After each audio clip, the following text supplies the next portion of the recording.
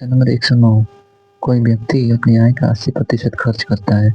निर्वाह खर्च में वृद्धि होने के कारण उसके खर्च में 37.5% की वृद्धि होती है तथा उसकी आय में 16.2/3% की वृद्धि होती है। उस व्यक्ति की वर्तमान बचत कितनी है? जैसे यहाँ पे इनकम एक्सपेंडिचर, अभी माना कि 100 रुपये इनकम है, तो इस 100 रुपये का 80% खर्च करता है। कितना करता है? 80% खर्च करता है।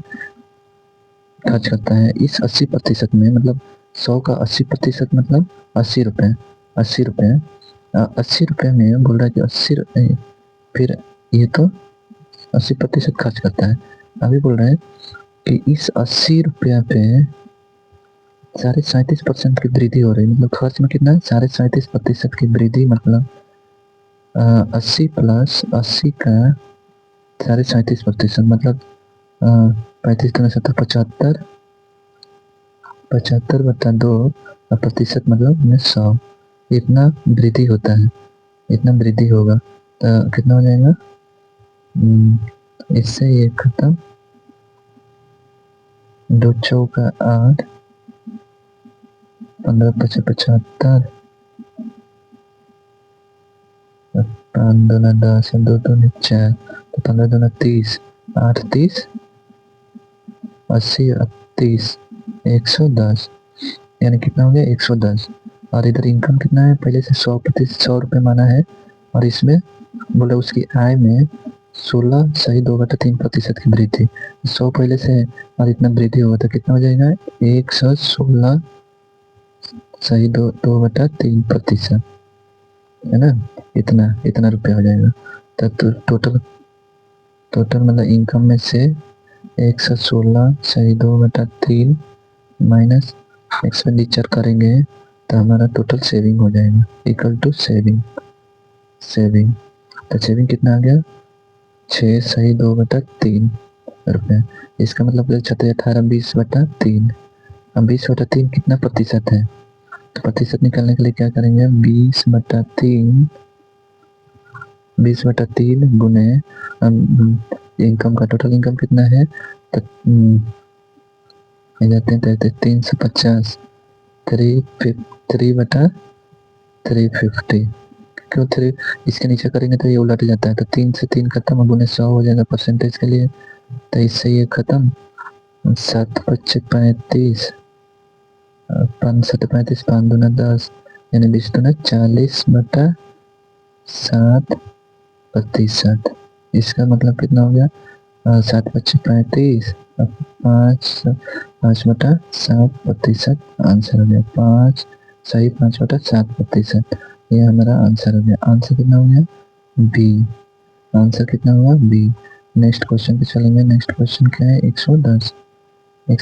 Question number 110। राम अपने मासिक आय का 20% घरेलू आवश्यकताओं पर, शेष आय का 15% पुस्तकों पर तथा शेष आय का 30% कपड़ों पर खर्च करता है। अब उसके पास 9,520 बचते हैं। उसकी मासिक आय कितनी है?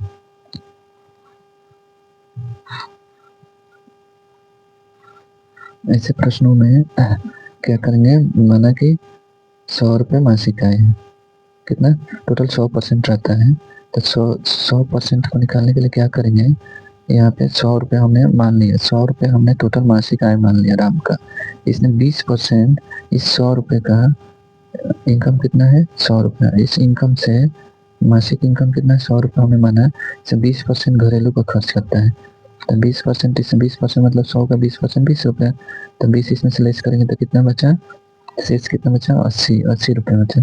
तो 80 शेष आय का, यानी 80 रुपये का 15% पुस्तकों पर, इसका 15% गुने 15%, 15/100, ये 1 0 से 0 खत्म, 5 3 15, 5 दूना 10, 2 चौका 8, यानी 4 3 12, 12% हुआ, सॉरी 12 रुपया हुआ। 12 रुपया 80 में से यहाँ पे कितना शेष कितना था? 80। 80 माइनस 12 करेंगे तो क्या हो जाएगा? 68। शेष सभी कितना हुआ? 68। अब 68 माइनस कितना करेंगे तो इस 68 का शेष आय का 30%। अब इसका 30% निकालते हैं तो कितना हो जाएगा? 8 तरीका 24, 6 18 और 20, बी नीचे नीचे 10 है तो यहाँ दशमलव आ जाएगा, यानी कितना 20.4। अभी इसमें से 68 में से 20.4 माइनस करेंगे तब जाके शेष हमारा निकलेगा। तो 10 में से 4 गया 6 दशमलव, यहाँ 7 बचा, 7 का 7 है, यहाँ पे 6 में से 2 गया 4, 47.6% शेष बचा। अब उसके बाद इतना बचते हैं, यानी इसी 47.6% की वैल्यू प्रश्न में 9520 दिया है, इतना सेविंग करता है।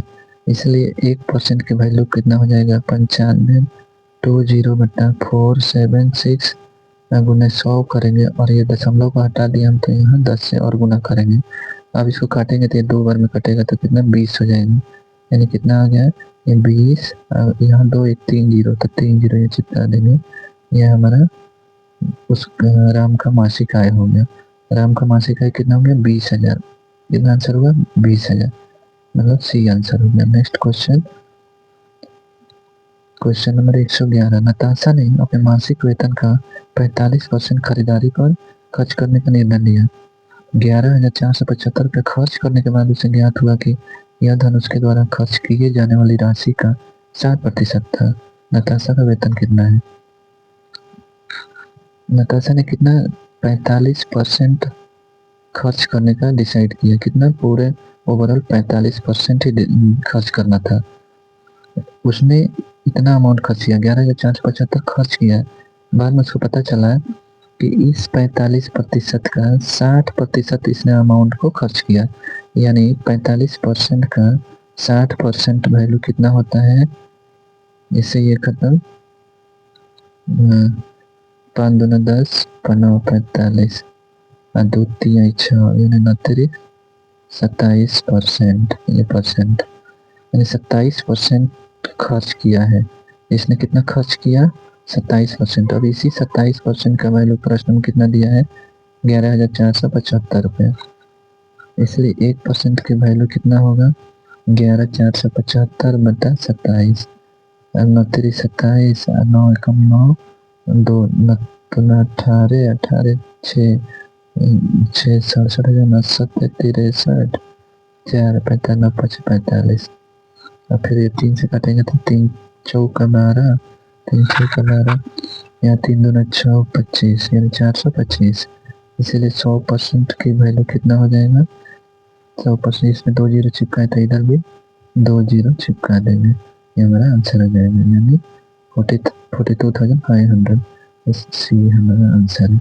नेक्स्ट प्रश्न पे चलते हैं 112 नंबर।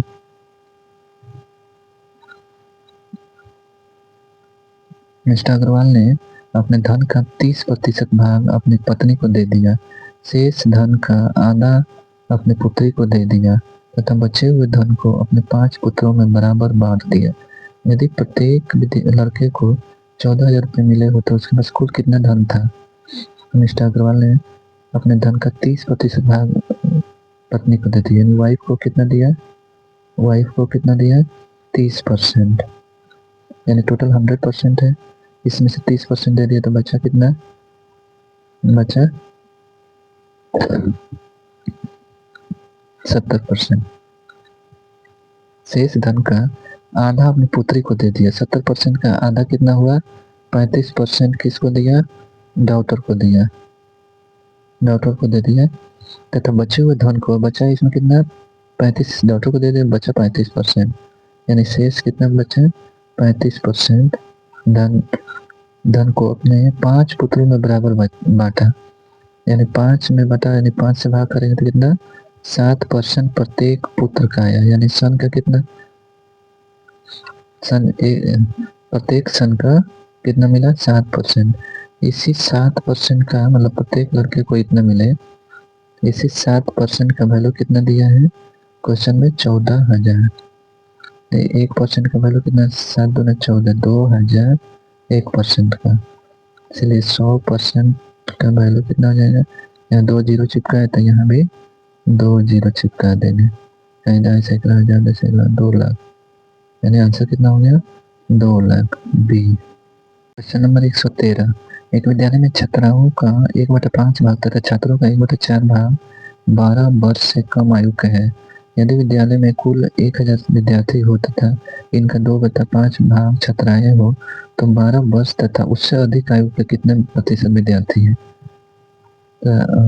छात्राओं गर्ल का कितना है 1/5 प्लस बॉय का कितना है 1/4 भाग ये दिया है, लेकिन कंडीशन ये है कि 12 वर्ष से कम आयु का निकालना है। पहले 1000 टोटल विद्यार्थी कितना है 1000 का 2/5 छात्राएं हैं 2/5 छात्राएं मतलब गर्ल्स कितना है 2/5 यानी